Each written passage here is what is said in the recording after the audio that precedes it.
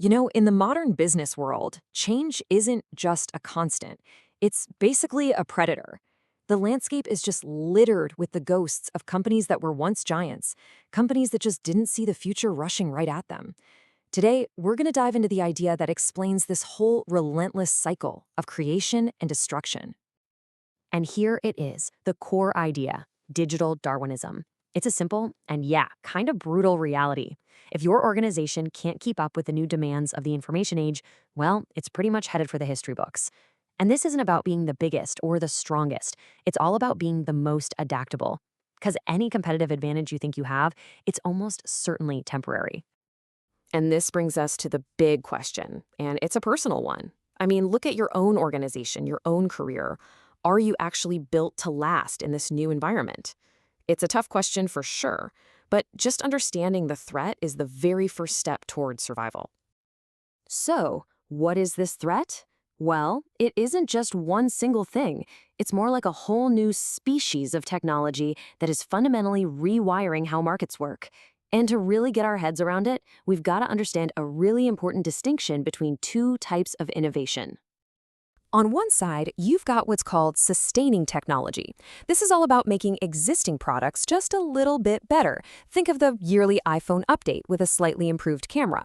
But on the other side, you have disruptive technology.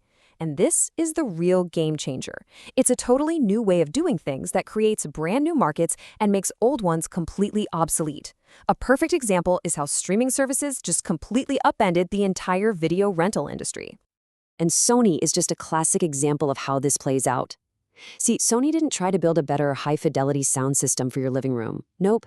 They started at the low end, with a portable radio that, honestly, sounded pretty terrible by comparison. But what it offered was portability, a convenience that created a whole new market. They took the money from that supposedly inferior product, used it to get better and better, and before the old guard even knew it hit them, Sony had reshaped the entire industry. That, right there, is the disruptive playbook. And, of course, the single biggest disruptive force in modern history has to be the internet. It wasn't just a new piece of tech. It was an entirely new ecosystem that forced every single business on the planet to make a choice: adapt or die. When Tim Berners-Lee created the World Wide Web, he basically unleashed the ultimate business disruptor. All of a sudden, geography mattered a whole lot less. Information, which used to be scarce and controlled, was suddenly everywhere for everyone. This didn't just change the rules of competition, it completely changed the forces of competition themselves. Now, for those who adapted, the internet offered this incredibly powerful playbook. It was so much more than just having a website. It was about using this new platform to do amazing things. Expanding your reach to new markets all over the globe, slashing costs to compete on price, and just being more effective so you could stand out from the crowd. E-business became the new engine for creating a competitive advantage.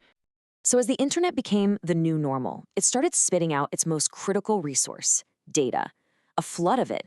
And surviving today means being able to make sense of that flood of data. And that requires a whole new set of tools. This brings us to something called business intelligence, or BI. The best way to think of it is as a discipline of taking raw data from everywhere, your customers, your suppliers, your competitors, and turning it into insights you can actually act on. It's all about moving beyond just knowing what happened and understanding why it happened, so you can make a smart call on what to do next. So, what does that actually get you? Well, BI helps answer the three most critical questions for any business. First up, where have we been? To get that historical perspective. Then, where are we now? So you can solve problems in real time. And maybe most importantly, where are we going? This is the absolute key to setting a strategy that can actually win. And this is where BI gets incredibly powerful. We're not just talking about looking at last year's sales figures. Think about this example: predicting snack sales for Super Bowl week by combining sports schedules, weather forecasts, and financial market performance.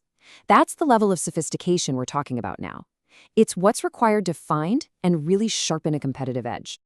But of course, the evolution never, ever stops. Just as businesses were starting to get a handle on big data, a whole new wave of disruptive technologies is already crashing on the shore. First up is blockchain. You've probably heard about it in the context of cryptocurrency, but its potential is so much bigger than that. By creating a shared, permanent, and unchangeable record of transactions, it could totally revolutionize everything from finance to supply chains.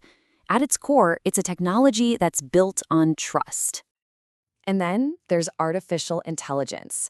AI is the engine that's going to power the next level of automation and analysis. I mean, from optimizing global supply chains to discovering new medicines, AI is set to become the ultimate tool for problem solving. It's creating entirely new ways for companies to compete, and it's presenting yet another evolutionary test for everyone else. But with all this incredible power comes an equally incredible responsibility. You see, the final frontier of adaptation isn't just about adopting new tools. It's about navigating the really complex ethical challenges they create. This is a pretty chilling example of our new reality. A completely made-up story from a completely fake newspaper had real-world consequences. Why? Because our technology allows information and disinformation to spread way faster than our ability to check if it's true. And that brings the problem directly into the boardroom. What happens to your supply chain, or your marketing strategy, or even your stock price when a key business decision is based on fake news? Suddenly, the integrity of your information becomes a huge strategic risk. And this is really just the tip of the iceberg. We are now grappling with massive questions.